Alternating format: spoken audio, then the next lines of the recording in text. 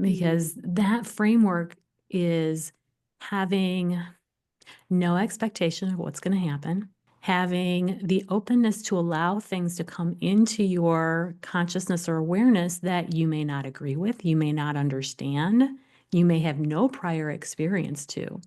So your mind also has to be open enough to be able to receive things that are different than your normal way of thinking. And imagination really helps to build that ability.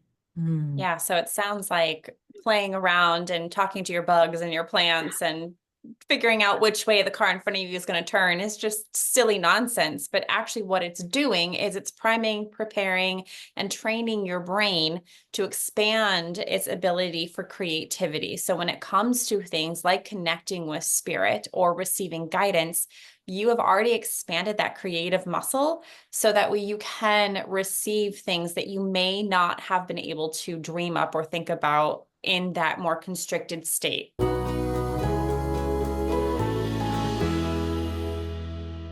Hey guys, and welcome back to another episode of Awakening Souls. It's Candace here with Jennifer and Rose. And today we are exploring something a little bit different, something that might feel really lighthearted and fun on the surface, but actually holds incredible power for our spiritual and personal growth. And the idea is spiritual play and experimentation. So, if you're anything like me, your spiritual journey might have started with kind of a mix of curiosity, seriousness, wanting to find your purpose, maybe trying to understand a little bit more. For me, it was about turning towards spirituality because I was at the end of my rope and I needed something to give me guidance. So maybe you've turned to spirituality when you needed answers or guidance. And at times, sometimes it feels like there's a lot riding on the outcome. I know I've been there, seeking clarity and direction during some of the most uncertain times of my life. But something I've learned along the way is that when we let go of those heavy expectations, when we approach spirituality with curiosity and a sense of exploration and wonder, something really magical happens. Doors begin to open, insights begin to flow, and our connection to our intuition deepens in ways we don't always anticipate. So, what does it actually mean to play with our spirituality? And how can experimenting with creative imagination practices help us grow and connect and expand? That's exactly what we'll be talking about today. We'll dive into how imagination bridges the gap between our consciousness and our higher selves, share some of our fun techniques for exploring spiritual play, and explore the incredible benefits this kind of lighthearted approach can bring to our spiritual journeys. So let's begin by breaking it all down. What is spiritual play? Why does it matter? And how can it transform the way we connect with our inner selves and the universe around us? How do you guys define spiritual play? What does that look like for you? Okay, spiritual play is just like play as a child, where you are using your imagination, where you are creating just for the fun of it. And the biggest part is that you don't have any expectations of what's going to happen. You have no outcomes that you're trying to achieve. You are just playing to see what happens. And by taking off the responsibility of trying to achieve some kind of a goal, it allows for new things to happen. And so spiritual play is experimenting. And it can be experimenting in lots of different ways. It can be experimenting with your intuition and trying different types of intuition and just seeing what happens. It can be experimenting with spirit guides where you're trying to connect with them and you just have some fun, playful ways to try and build relationship. It can be just using your imagination and using it in a way that you are building stories or experiences just in your imagination. And by taking away this has to be accurate, this has to be true, this has to be right, it almost sets yourself free to allow in more possibilities and new things. I think we talk a lot, at least we have recently, about the art of non-attachment. And if you go back and listen to our most recent episodes, I feel like we've almost mentioned that idea or that concept multiple times of not having attachment to the outcome. And I think that's one of the hardest things we can do as just being human beings, but one of the best things we can do as human beings, because when there is an attachment to an outcome, whether it is looking for spiritual guidance and wanting to know the answer or the purpose of your life, right? There's like this energy that you have. And the energy of attachment, when I read into it, is heavy, it's dense, it's contracted, it's constricted. But when you go into something without attachment, there's openness. The aura, the energy is open and it's fluffy and it's flowing and it's allowing in possibility of something to come in. So attachment is almost closing yourself off to any possibility. And then the art of non-attachment is allowing all possibilities to come in. So that makes me think of controlling behaviors. So when I try and control some kind of an outcome and I want something to happen in a certain way, I'm only open to, possibilities coming to me through that rigid control that I have.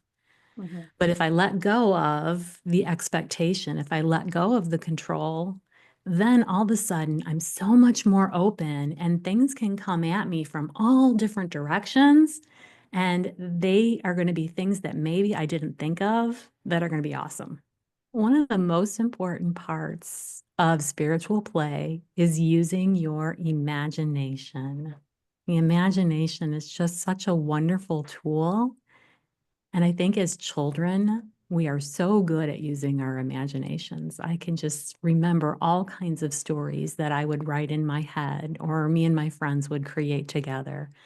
And it was like we created this whole other world that was so magical and that was filled with all the things that we wanted to do or be. And all we had to do was imagine it. And so there's so much freedom and power in that. And as we're working through our spiritual awakenings, we're working with our imagination. And so the more we can tap into it, it like adds fuel and it adds this openness to new possibilities. And so I found that when I was kind of at the beginning of my spiritual awakening, I had very set ideas of what that looked like and how the world functioned.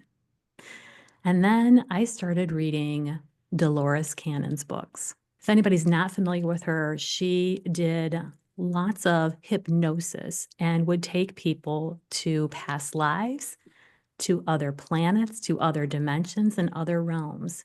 And I started reading that and I'm like, oh my gosh, there's this whole world out here that I haven't even let myself explore or think is real. And so one of my favorite ways to play is once I got some of that material, I might read a chapter in one of her books, and maybe somebody went to another planet and was an alien.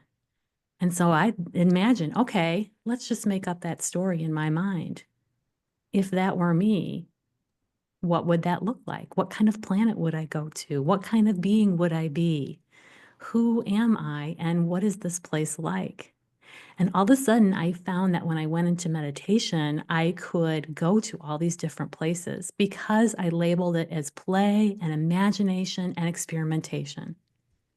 I didn't put the responsibility of this has to be intuitive, this has to be real.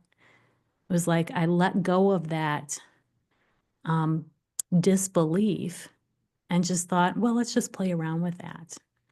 So that was one of my, first ways to really start exploring with my imagination. How do you guys work with your imaginations and your spirituality? Well, for me, I was just thinking like there are times when I like wake up in the morning and I'm just kind of like, "Ugh, okay, another day." So I just kind of imagine like what what could I be today? Like what would make me feel really great? So just the other day I was like, okay, I'm a healer. I'm a healer like I know I'm a healer, but I'm a healer that's just on like an angelic realm or something. And I get there's like a chemical change inside my body when I do this too, because then I feel really good about it. I believe it because I'm letting my imagination go. And it's just one of those things that just feels really good. So I do it a lot. So you're using that imagination as a tool for controlling your vibration almost. Yeah, not purposely, but it Right. does. That's the Yeah. key. Yeah. Right. Right. Not on purpose, but that is a side effect. And Hmm.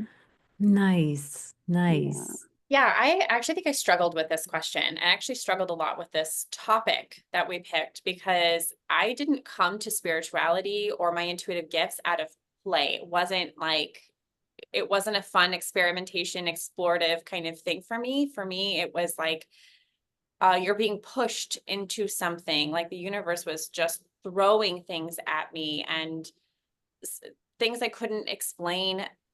So I felt like I had no choice but to dive in and to learn and to start to explore. But it felt like, truthfully, it felt heavier. It felt like this is me, and I'm trying to figure out who I am in this world where I don't know that I belong. World, the physical, like 3D world, that I don't know that I belong here. And I know that there's this magical world inside of me that I've always believed, but I've shut down for so long. And so when I came to spirituality, it was like I was just uncovering myself, uncovering. So it felt very serious for me, the whole concept.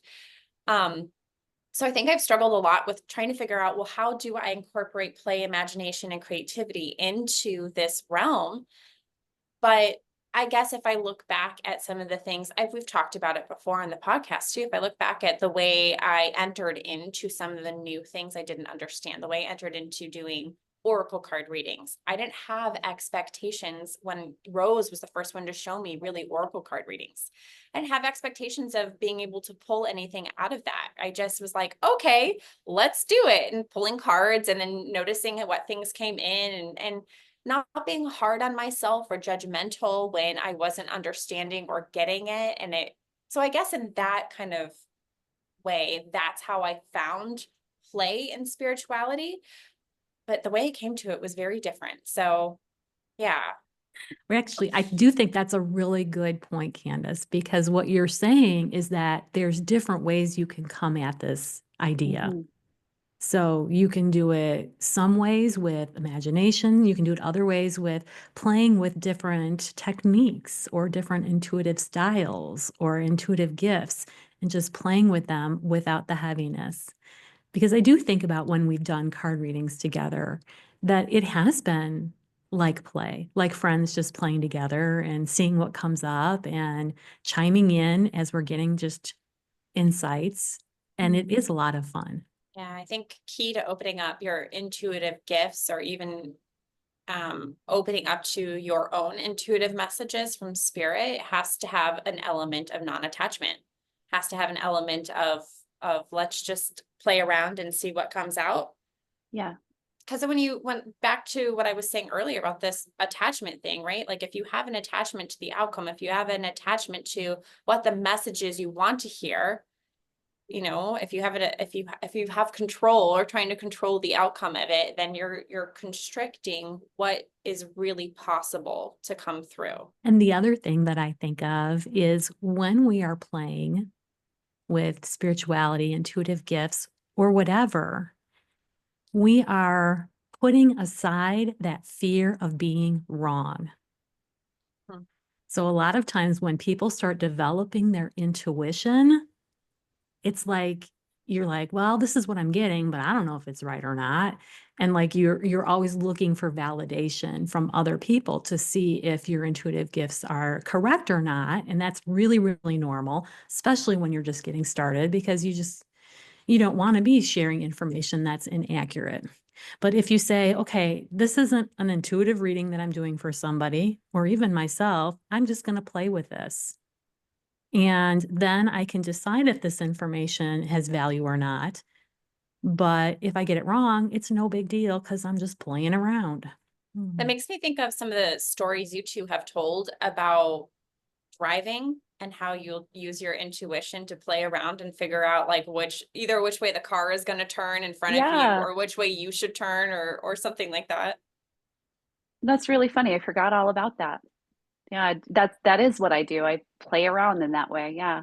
I'll be driving and I'll be like, okay, the car in front of me is going to turn left. I just know it. And then it does. So yeah, that's kind of neat. Yeah, it's important to do it with things that are not of great value or importance so that who cares if you get it wrong? Right. It doesn't really matter. but it builds that muscle of letting that imagination take the lead.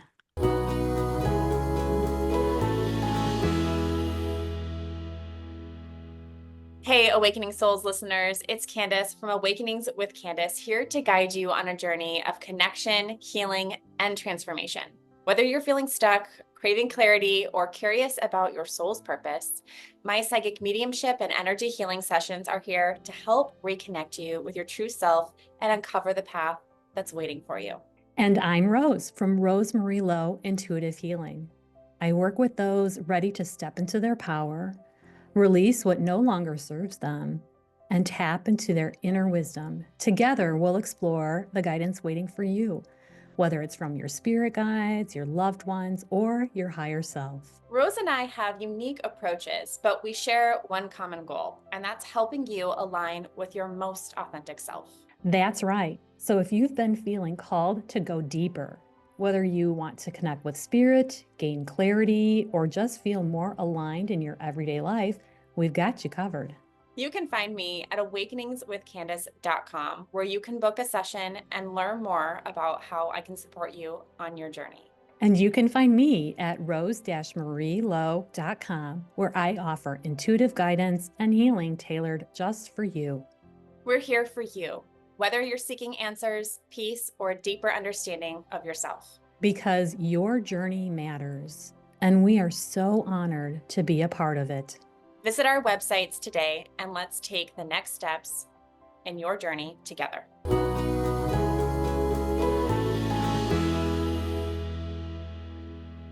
So why do you guys think curiosity is such an important part then of the spiritual growth? Because what we're talking about is being curious about what the outcome is, or being curious about the process of intuition without the expectation. I believe curiosity is important because when we're going through our spiritual awakening, we're waking up to new ideas, new thoughts, new perspectives. If we don't have curiosity, we're just going to stay in our comfort bubble and we're not going to want to explore new things. And how is there any growth if we don't ever explore anything new? So with spiritual awakenings, we're trying to grow our spiritual selves and we're trying to encompass things about ourselves that we don't know about, as well as the world around us. So if we don't have that curiosity, we're not going to really have any growth. We're not going to move forward. We're just going to be stuck in the same old patterns, in the same old life. And I mean, and it's not to say that pausing or slowing down for a while isn't good, because that's important too. Sometimes we grow, and then we need to take a break and just kind of integrate all of that before we move forward. But hopefully we continue moving forward, and curiosity is key to that. I don't know about you guys, but I can't ever stop learning about spiritual stuff. Like as I'm scrolling on Facebook or whatever, every advertisement that's got this new training or this new way of doing something spiritual, I want to sign up for all of them. It's like I'm so curious now because each time I learn something new, I learn something about myself and I can grow and expand. It's an addiction, really. Yeah. I suffer from that same same addiction. Is it an addiction or is it a passion? Mm. Maybe a little bit of both. Because I could say it's an addiction, but I actually think it is more of a passion. Because Passion driven. I could stop if I wanted to. That's so true. Oh, yeah, I like your Okay. word passion better. That's definitely a higher vibration word. Yeah. I like this idea of approaching things with curiosity because especially when you're going through an awakening of whatever kind, or you have life-changing circumstances in your life, it will shatter beliefs that you have held, beliefs of what the world really looks like, beliefs of how you operate and who you are or who the people are around you. And so when we can let go of that, let go of expectations of what we want or expect the world to look like and say, this is interesting. I'm going to approach this with more curiosity, then it kind of allows that energy to open up, allows for the possibilities of more to come in. And it makes it easier to have life shattering bubbles popped and be able to go, okay, I'm going to look at this from a place of curiosity, non-judgment, and non-attachment to the outcome. And where is this going to take me? Let's play and explore with this new concept that has come into my reality. Okay, so why don't we talk about some different ways people could play with their imagination, whether it be spiritual or everyday life, because it all counts. So, Try my little trick. what's your trick, Jennifer? Well, I mean, like if you're driving in the car, try to predict what the person in front of you is going to do, or, something similar. Mm-hmm. That's one Mm-hmm. way.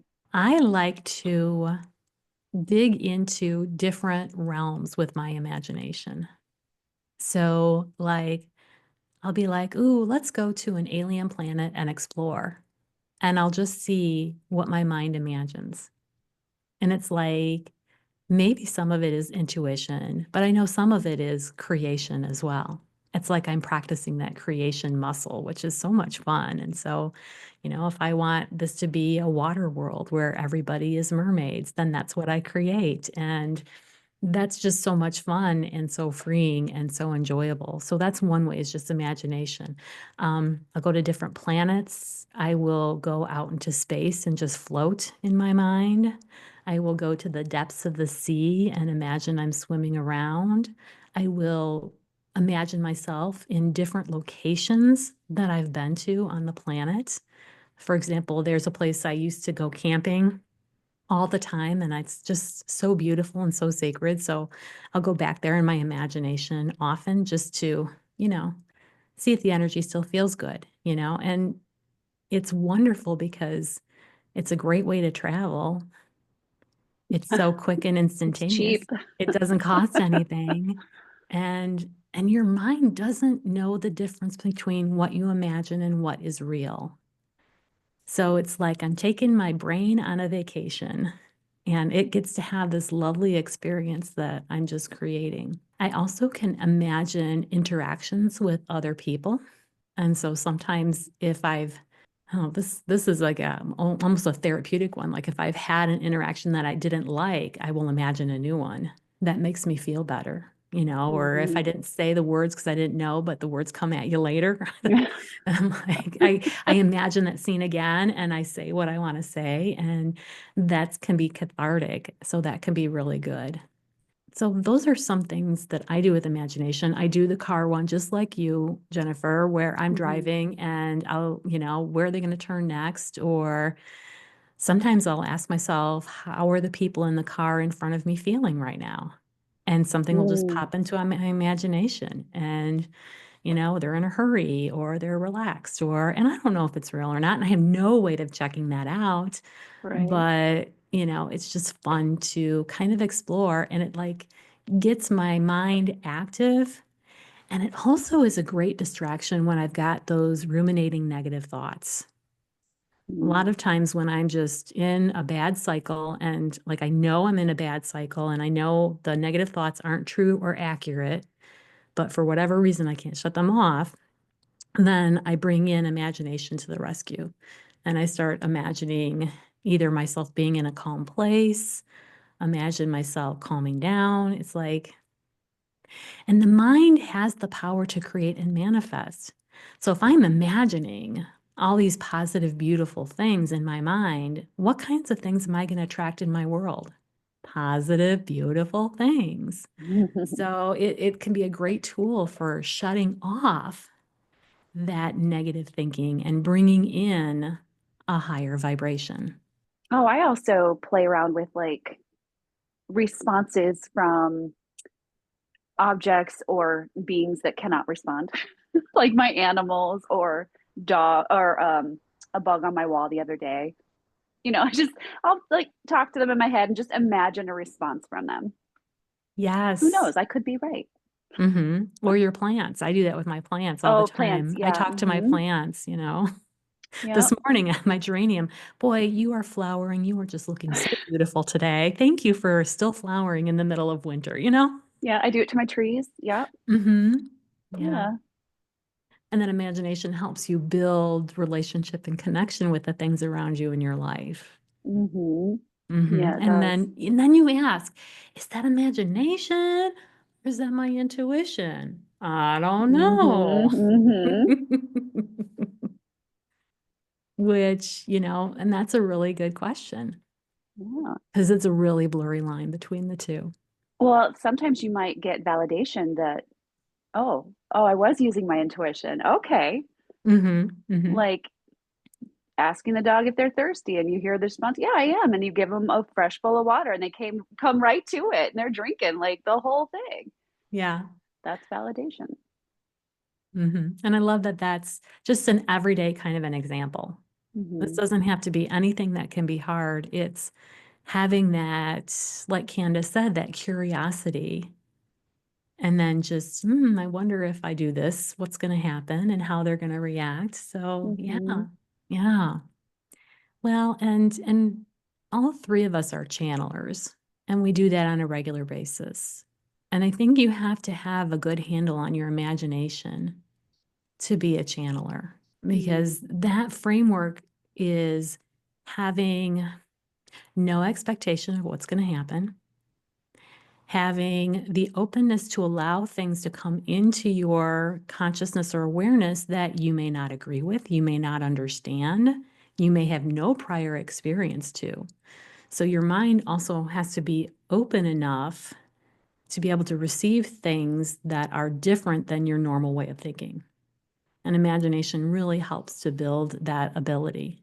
Mm. Yeah, so it sounds like playing around and talking to your bugs and your plants and figuring out which way the car in front of you is going to turn is just silly nonsense. But actually, what it's doing is it's priming, preparing, and training your brain to expand its ability for creativity. So when it comes to things like connecting with spirit or receiving guidance, you have already expanded that creative muscle so that way you can receive things that you may not have been able to dream up or think about in that more constricted state that you have, if you weren't practicing expanding your creativity.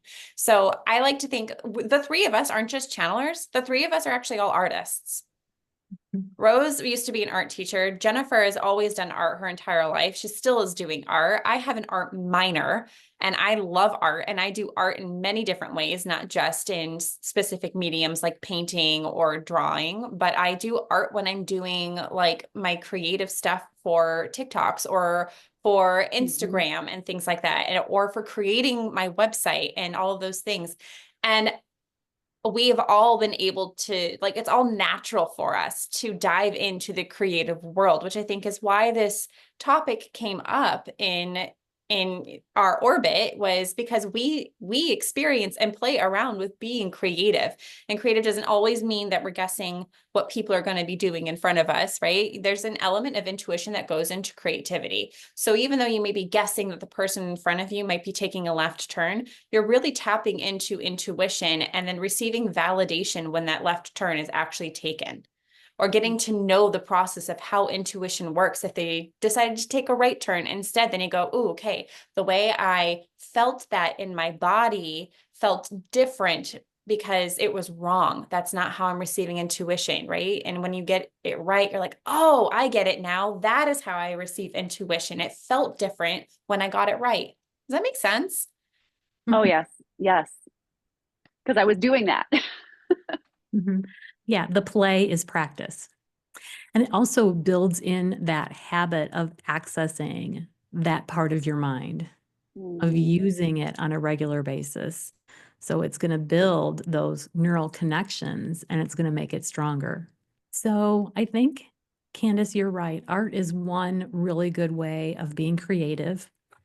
Um, and not just visual art, but also sound, music. It can be writing. Writing is another good way to use your imagination. So, writing stories or doing Mm-hmm. automatic writing, which is awesome.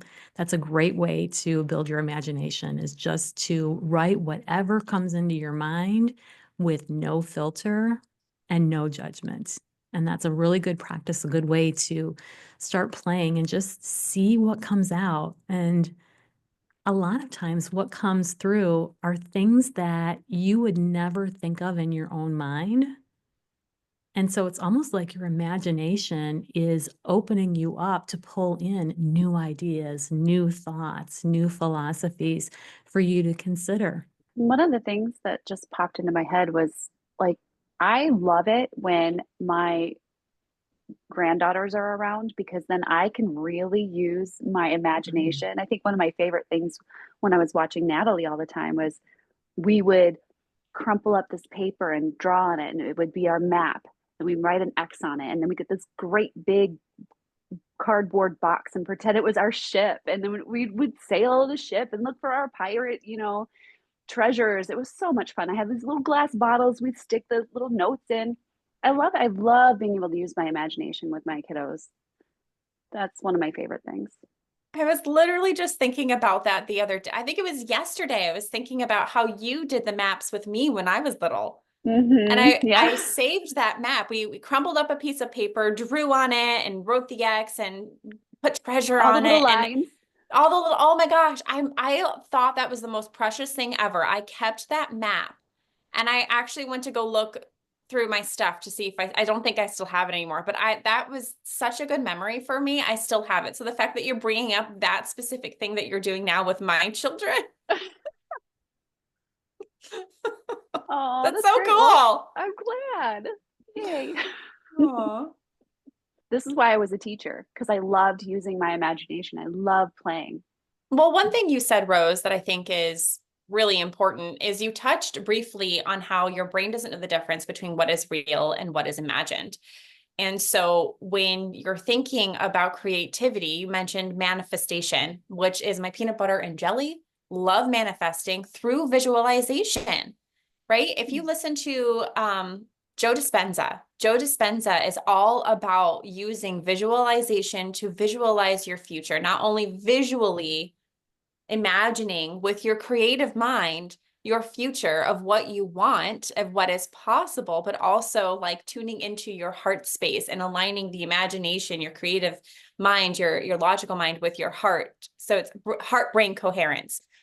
And I just think that that is like pivotal, important, like paradigm shifting information that people need to have is that you can literally use your wild imagination to create any future that you dream or desire that is in alignment with what your soul purpose is and what you came here to accomplish in this lifetime. And that's why I do the I'm a healer like almost every morning since I started doing it. Like I just wake up and that's the first thing I imagine is I am a healer. So yeah, I'm working on it. So Getting is there. that your way of like trying to visualize the future that you desire? Yeah. And since you've started doing that, Jennifer, have you noticed any shifts or changes within you? Well, it just like I said earlier, it just all like makes it's like there's this chemical response inside my body. So my whole body feels it from top to bottom, but I haven't really gone out. Oh yeah, well actually I just did a little bit of healing yesterday with my granddaughter. It put her right to sleep. And yeah, I could definitely feel the difference since I've been saying that. It just felt bigger. Nice. Yeah. Very nice. I love that. And yeah, if you put her to sleep, that's a good sign that it's working. Yeah, she woke up from a nap. Like she slept for 30 minutes. My dog started barking and woke her up. And I just laid down with her and I started patting her on her back. And then I just stopped patting and I could feel my energy just going through because I just had so much love. I could just feel this love coming through and I could feel it vibrating on her back. And then she started twitching. And I was like, there's no way you're sleeping. She fell asleep. That's how I used to put Natalie to sleep. Really?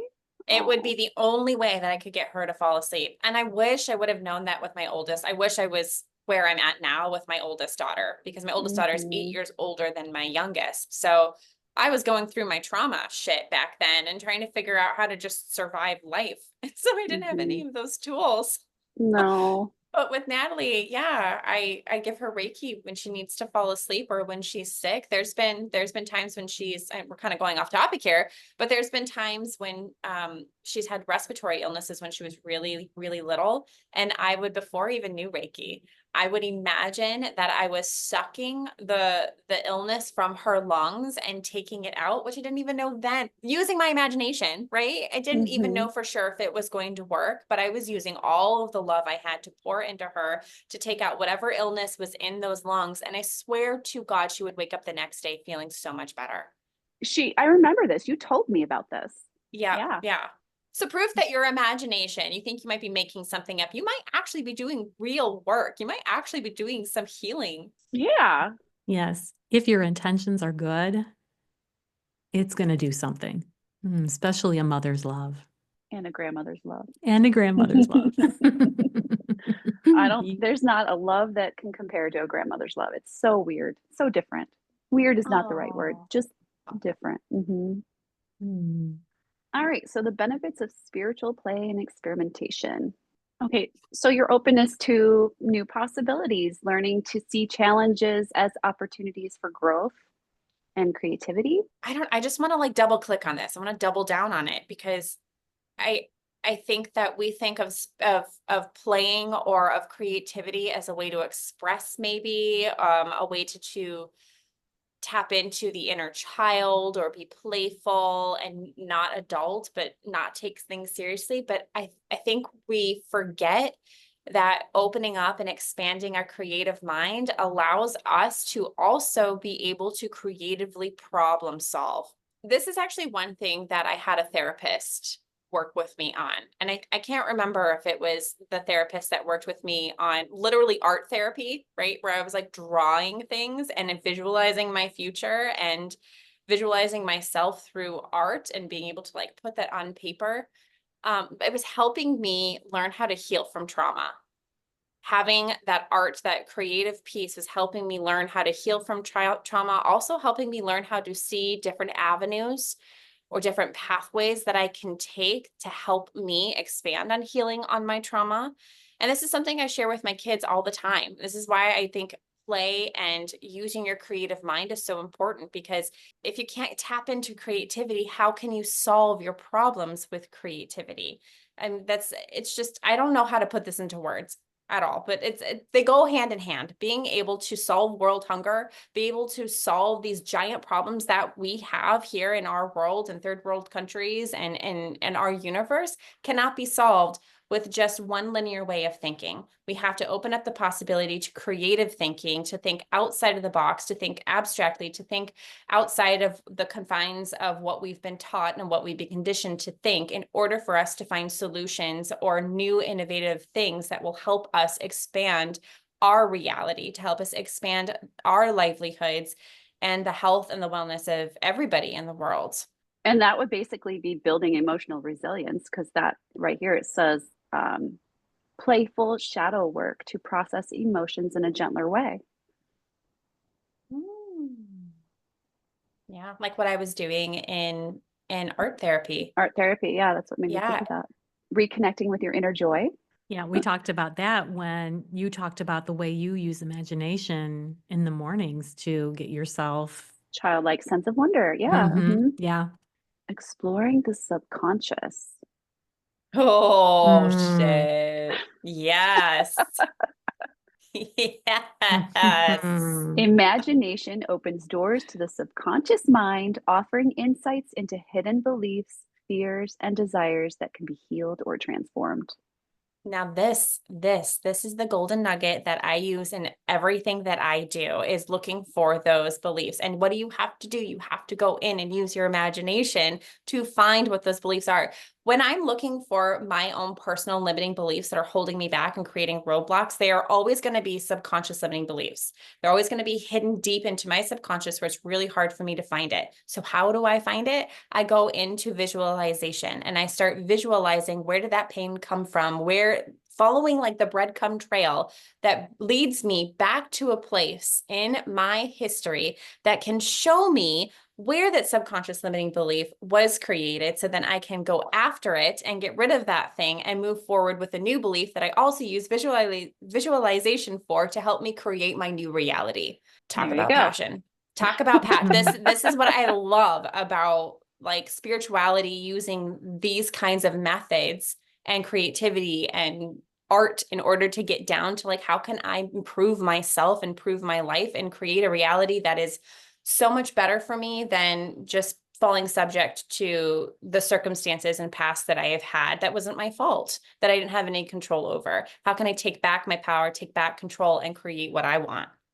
Okay, so how about fostering community and connection? Sharing playful and imaginative moments with others deepens bonds, creating a supportive spiritual community. Well, I think about the three of us, and we do this all the time. We do a channel and then share what we came up with. We sit and pull Yeah. some cards and just play around with that. When we have new intuitive or spiritual experiences, we share that with each other so that, and a lot of times, we'll be having very similar experiences at the same time. And then we're like, oh my God, you're doing that too? I can't believe it. I love And it when that happens. it is so that, and having that community of people that are open to imagination and creativity and spiritual play that gives you permission to do that. And I don't know about you guys, but for me, it's a motivator too. Like if you guys have come across some new technique and you're like, this is so cool. Well, I'm sure going to go try that out because boy, that does sound cool. And I want to add that into my toolkit. Yep. And so I think, yeah, if you can find like-minded people to play together with or share experiences with, that is going to accelerate your growth in the most beautiful of ways. Mhm. So find your people. Okay, so enhancing connection with spirit, making it easier to connect with spiritual guides, angels, or the divine. Well, I think that is a good one because if you don't have imagination, if you're not open to new experiences, then how are you going to connect with your spiritual team? Mhm. Because that is one of their main access points is coming through imagination. And when they come through, they're very subtle. So you got to work with them. And so being open to them communicating with you in whatever way they choose, or just imagining, okay, I'm going to imagine that my spirit guide is sitting right next to me. And we're going to have a conversation. I'm just going to imagine the whole conversation. And so then you ask your spirit guide a question and then you make up the answer and you're creating this whole conversation. And that gives them an opening where they can influence the answers that you're quote unquote making up. Mhm. And so it opens a door, it opens a gateway. So imagination is key if you really want to foster a stronger connection with your spiritual team, for sure. Okay. Encouraging trust in the universe. A playful approach helps us to let go of rigid control and trust in the flow of life and the universe's guidance. Yeah, that's all about that control that we mentioned earlier. If you let go of the control, then you allow a lot more possibilities to come in, many that maybe you didn't even consider. And the other thing I think it does is if you're using spiritual play and imagination on a regular basis, your mind is going to start seeing the world as a happier place. If you're going to happy realms, if you're having loving, supporting conversations with your guides, if you're intuitively working with your community and having positive experiences there, it's like you're dumping all these creative, positive imagination things into your mind. And if you do that on a regular basis, all of a sudden you're going to start seeing the universe as a more safe, trustworthy, beautiful place. And yeah, it gives you some of that emotional resilience that we talked about earlier. So definitely. So if you want to jump into imagination and spiritual play, How does it work? Okay, first choose what kind of imagination or creative activity you want to do. And it can be anything. It can be visualizing something in your mind. It can be writing something, automatic writing, or writing a story that you just make. It can be artwork. It can be just asking questions as you're living your life, like which way is this person going to turn when they're driving down the road? So figure out one or maybe multiple ways that you want to play around with your imagination. So first figure out what's going to be your intro, what's going to be the way you do it. So then you're going to set an intention, and this is super important. You want to set an intention that you have no expectations.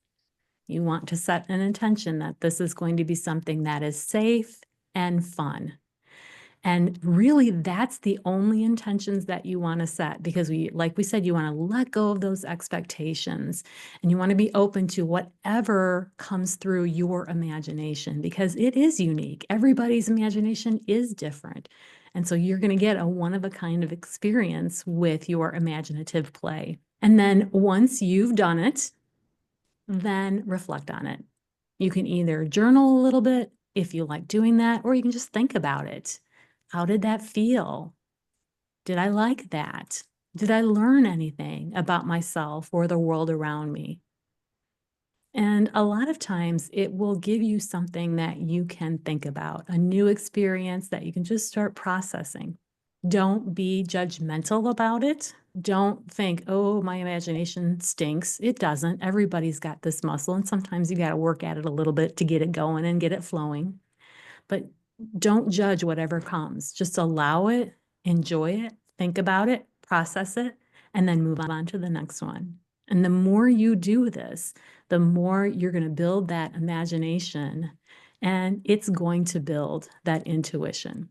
All right. Well, I think that wraps up our conversation on spiritual play and experimentation. We are hoping you're feeling inspired to bring a little bit more curiosity and creativity into your spiritual practices and into your life, whether it's with trying a new technique that we've talked about or letting your imagination really guide you. And if you try any of these ideas we shared today, we'd love to hear about your experiences. So connect with us on social media at Awakening Souls Podcast and let us know how spiritual play and creativity is showing up in your journey.